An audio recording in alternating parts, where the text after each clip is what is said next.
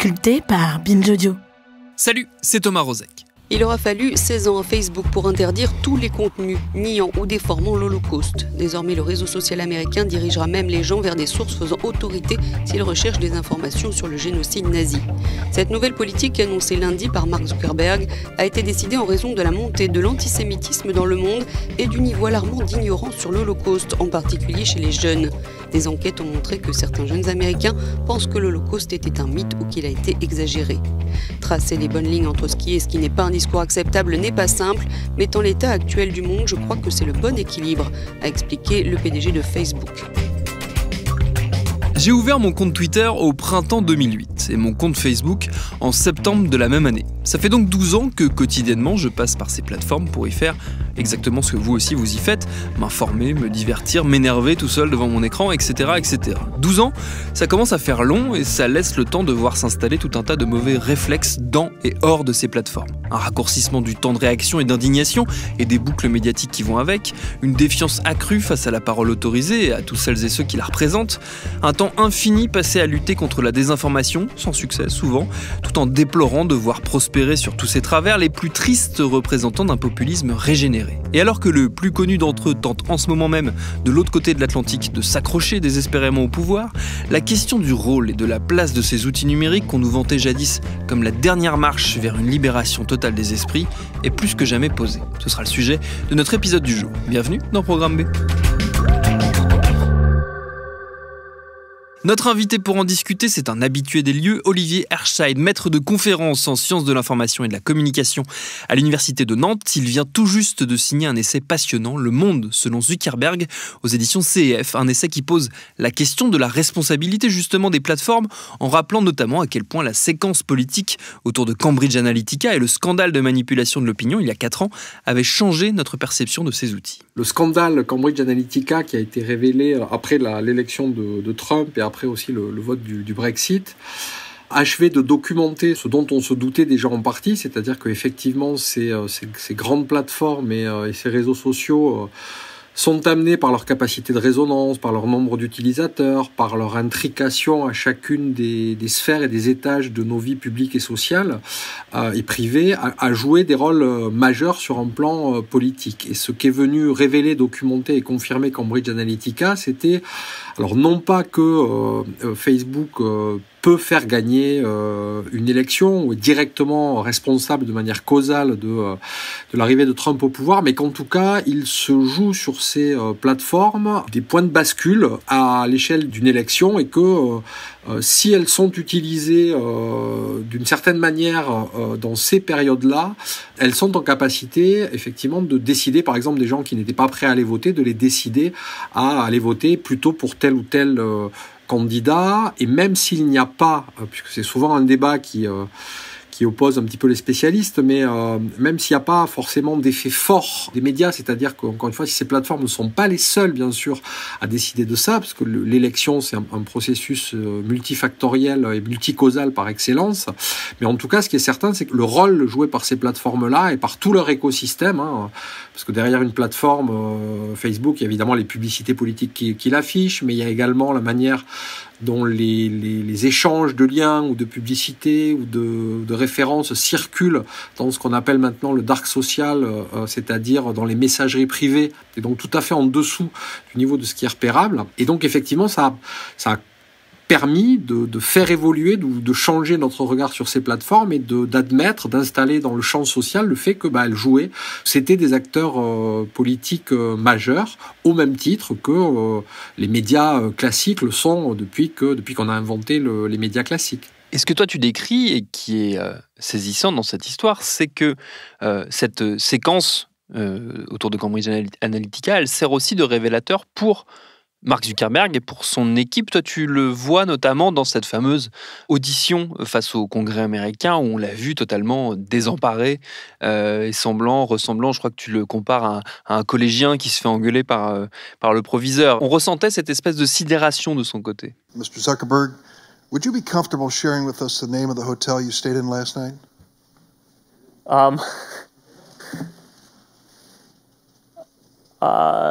No.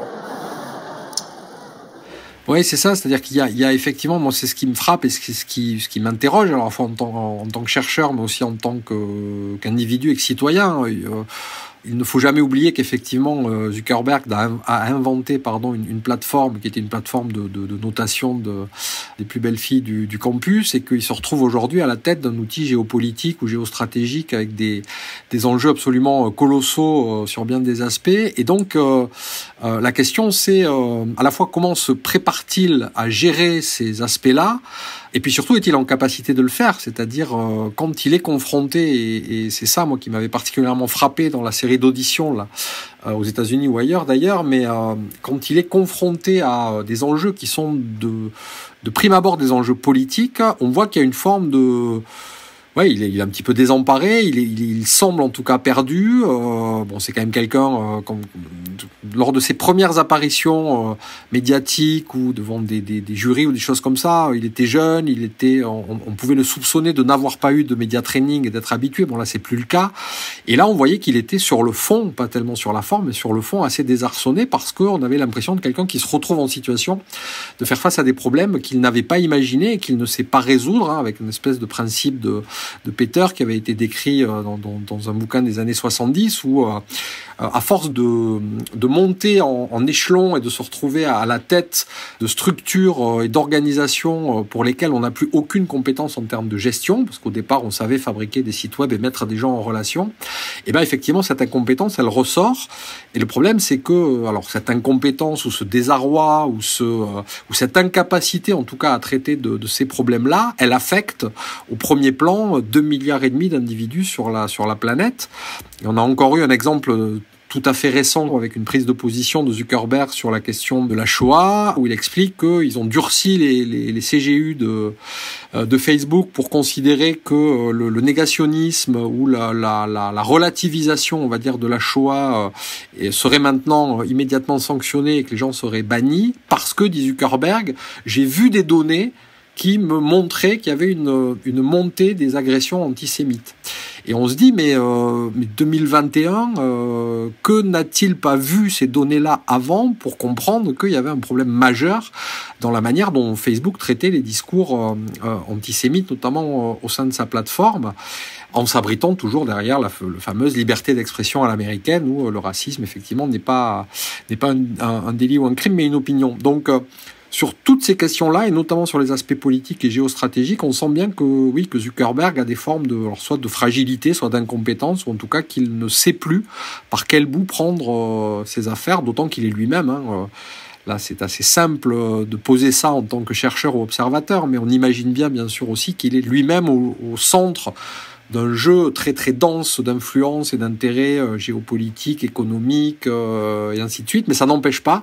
que, encore une fois, comme il est à la tête de ce qui est un espace public délibératif aujourd'hui manifestement insincère, il faut qu'il s'oblige à donner un cadre à ce qu'il veut faire du projet politique de sa plateforme. Et ça, pour l'instant, il ne semble pas y arriver. La sincérité, c'est un des éléments sur lesquels toi tu t'attardes, notamment du point de vue de la menace que représente Facebook pour la démocratie, dans la manière dont notre usage peut finir par venir ronger cette idée de sincérité qui accompagne le geste démocratique ultime qui est le vote. Dans un processus électoral et démocratique, dans la représentativité sur laquelle est bâti ce processus, il y a effectivement ce qu'on appelle une sincérité du vote, c'est-à-dire que les gens en conscience, à un moment donné, à un instant T, vont se décider à mettre tel ou tel bulletin dans l'urne, pour des raisons qui d'ailleurs peuvent varier. Si le vote avait été décalé d'une semaine, certains auraient pu être différents. Mais moi, ce qui me préoccupe à l'échelle de ces plateformes-là, c'est dans la mesure où ces plateformes-là organisent et articulent des espaces démocratiques qui sont à la fois des espaces publics, sincèrement, parce qu'on est très nombreux à parler et à voir plein de choses, et en même temps, et tout aussi sincèrement, j'ai envie de dire, des espaces privés qui sont de l'ordre de l'alcôve, de la chambre à coucher, du dialogue entre un très petit groupe d'amis. Donc dans la manière dont elles articulent ces deux espaces-là, et dans la manière qu'elles ont de refuser de les positionner comme des espaces à chaque fois exclusifs ou sincères, elles entretiennent un flou perpétuel qui fait le lit, alors effectivement, de ce qu'on voit souvent dans le traitement médiatique de ces plateformes, c'est-à-dire les fake news, le complotisme. Ok, il y a tout ça, mais il y a quelque chose de plus profond et de plus malaisant de mon point de vue, qui est l'incapacité des gens, dans leur expérience d'usage de ces plateformes, de savoir à quel moment ils sont dans l'alcôve et dans la chambre à coucher et à quel moment ils sont dans l'agora et dans l'espace public. Et si l'on ne sait pas en démocratie à quel moment on est dans le public, dans le privé, c'est-à-dire écouté ou à l'abri des regards, surveillé ou non surveillé, et ben du coup, manifestement, au moment de faire ses choix et au moment de construire son cheminement intellectuel qui va nous décider pour plein de raisons à voter plutôt de tel côté ou de tel autre, on grignote cette logique de sincérité, ce cheminement qui est spécifique à chacun d'entre nous, et au final on produit de la confusion, on sape les repères qui peuvent être parfois mouvants, mais qui en tout cas sont au moins clairement articulés entre les espaces délibératifs publics et les espaces de discussion privée. Et c'est ça pour moi qui est l'enjeu et en tout cas une des causes majeures de tous les problèmes que posent aujourd'hui ces plateformes-là à l'échelle démocratique.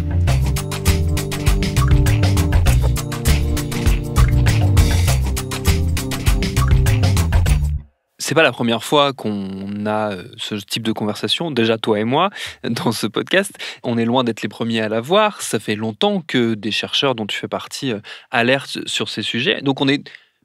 particulièrement sensibilisés à cette problématique. On sait quelque part qu'il y a un loup. Malgré tout, on continue à se faire piéger par l'algorithme. Est-ce qu'à un moment, on peut être plus fort que l'algorithme ou est-ce que l'algorithme est de toute façon plus fort que nous ? Plutôt que d'opposer algorithme et libre arbitre, je préfère expliquer qu'il y a des formes de déterminisme algorithmique. C'est-à-dire qu'on peut tout à fait conserver, et heureusement on les conserve souvent, des formes de libre arbitre quand on est en train de s'informer, de jouer ou de naviguer dans ces espaces-là. Pour autant, ce sont des espaces qui sont construits de manière téléologique, c'est-à-dire avec une finalité qui sont supposés nous amener vers quelque chose. Et c'est ce déterminisme algorithmique qui est parfois distant, parfois confus, parfois semi-clair, semi-obscur, sur lequel des fois on a des phases de relâchement cognitif naturel, de la même manière que quand on regarde la télé, parfois on se surprend soi-même à regarder des bêtises, et puis voilà, ça nous fait du bien sur l'instant, mais dans ces plateformes-là, ces temps de lâcher prise, et ces paresses cognitives, elles sont instrumentalisées aussi à dessein par l'architecture technique des plateformes, et du coup quand on superpose les deux, c'est-à-dire ces déterminismes algorithmiques qui visent à nous faire, pour faire simple, consommer plus, passer plus de temps à regarder tel contenu polarisant, plus des architectures techniques qui nous enferment et qui nous installent dans ces paresses cognitives, quand tout ça vient interférer avec le champ social,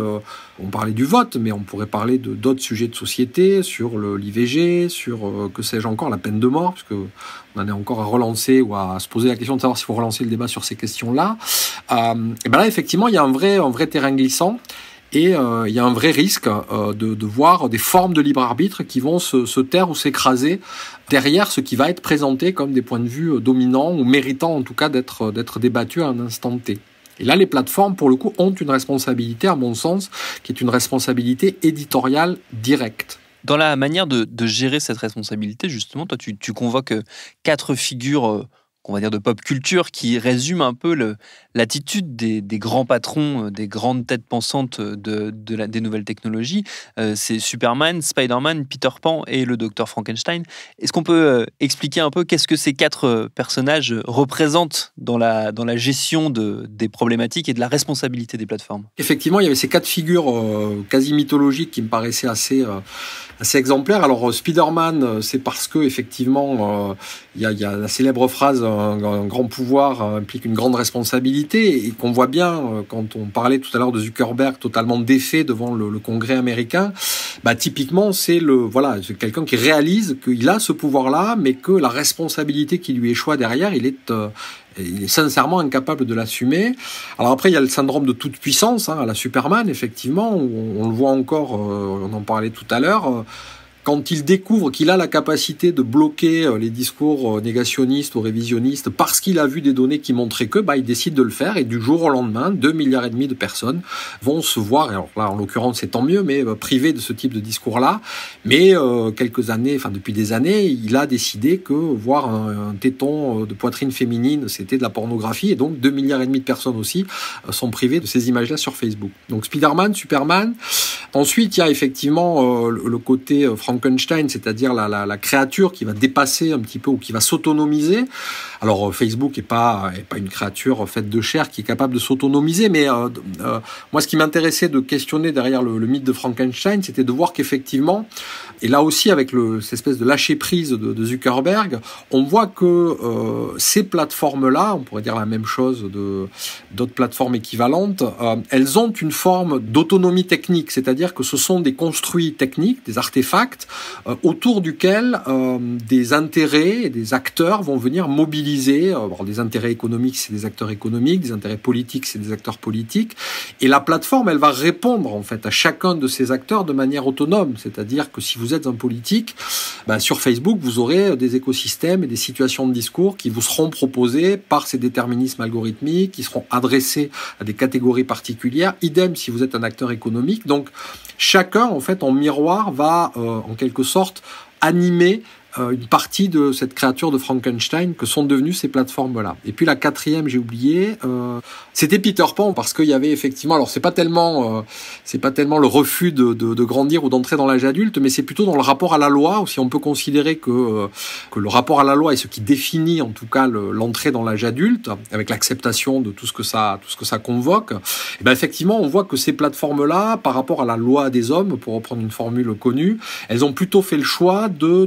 des règlements de cours de récréation, c'est-à-dire on est entre pairs, on définit un règlement qu'on appelle un CGU, conditions générales d'utilisation, et dans ce règlement, alors on essaie bien sûr de faire en sorte de respecter la loi, mais c'est pas la loi qui prime. Ce qui prime, c'est l'entre-soi, c'est on se met d'accord entre quelques ingénieurs au départ, et puis on décide que chez nous, mais sauf que chez nous, c'est aussi un petit peu chez 2,5 milliards d'individus, on n'aura pas le droit de poster tel type de photo, on n'aura pas le droit de tenir tel type de discours. Et dans le refus, encore une fois, d'aller au bout, et tout simplement de faire appliquer la loi avant de réfléchir à sa déclinaison au travers de CGU, c'est cette figure-là, moi, du rapport à l'autorité qui m'avait paru pouvoir être mobilisée par rapport à l'histoire connue et au mythe de Peter Pan. Ce que ces différents constats, ils nous évoquent aussi, et tu le mentionnes dans le livre, c'est le chemin parcouru, pas forcément dans le bon sens, depuis les premiers grands penseurs de ce qu'était le numérique. Donc il y a Laurence Lessig, il y a John Perry Barlow aussi, il y a Tim Berners-Lee. Ils sont très nombreux à avoir comme ça imaginé ce que pouvait être l'outil balbutiant qu'ils avaient entre les mains. On est à peu près dans le scénario pessimiste qu'eux avaient déjà envisagé, vu qu'ils avaient déjà fait des signaux d'alarme quasiment dès les premiers déploiements du web. Oui, c'est ce que je disais ça l'autre soir en répondant à une question là sur une petite présentation de l'ouvrage où effectivement l'idée c'est quand Tim Berners-Lee et les autres ont inventé ou théorisé les outils qui sont ceux du web aujourd'hui, ils le faisaient dans un cadre qui était un cadre non contraint, c'est-à-dire effectivement avec un désintérêt des États, avec des enjeux économiques qui étaient à l'époque inexistants. En 89, quand Tim Berners-Lee invente le web, personne n'imagine qu'on va pouvoir gagner de l'argent avec. Et lui-même le dit aujourd'hui, c'est-à-dire il dit effectivement, moi, quand j'ai eu 4 ans plus tard à me poser la question, en 93, de savoir ce que j'allais faire de tout ça, parce que là, je voyais que ça commençait à marcher un petit peu, et si je déposais des brevets, par exemple, dessus,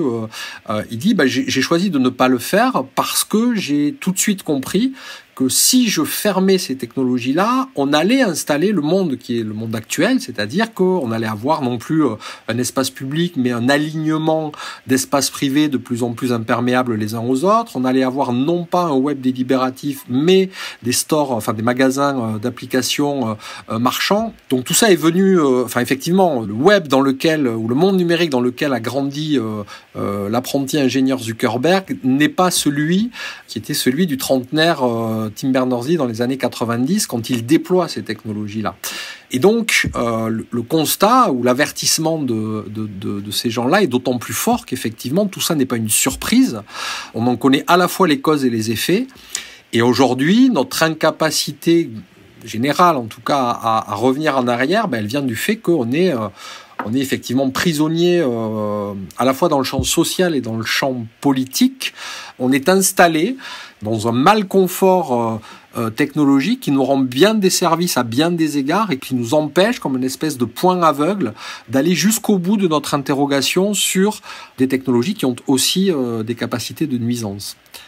Et donc on s'en sort pas, on tourne un petit peu en boucle, et pour sortir de la boucle, l'idée que je défends, c'est qu'il faut agir sur 3 leviers. Le premier, c'est évidemment la régulation, c'est-à-dire on a besoin effectivement de lois ou de règlements cadres, en tout cas à l'échelle européenne. On a besoin de jouer sur l'éducation, parce que il n'y a pas d'autre clé que celle-là. Un utilisateur informé, c'est un utilisateur libéré, pour faire un slogan en marketing rapidement. Et puis ensuite, c'est le levier de l'opinion, c'est-à-dire que et on le voit encore une fois, la décision de Zuckerberg annoncée hier sur la question de la Shoah et du négationnisme.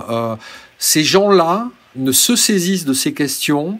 qu'à partir du moment où il y a un point de bascule qui s'effectue dans l'opinion. Et on l'avait vu sur la vie privée, Antonio Casilli l'avait remarquablement expliqué en disant la vie privée c'est devenu une affaire de négociation collective. Là c'est exactement la même chose, c'est-à-dire que tant qu'il n'y a pas ce rapport de négociation collective, ça n'avance pas, et pour que ce rapport de négociation collective s'installe dans un cadre clair, il faut un cadre juridique clair et il faut des citoyens qui sont acculturés à ces questions-là. Et si on joue sur les 3 leviers en même temps, on avance. Mais si on les prend les uns après les autres, de manière linéaire, à chaque fois qu'on fait un pas en avant, on fait 2 pas en arrière sur l'autre.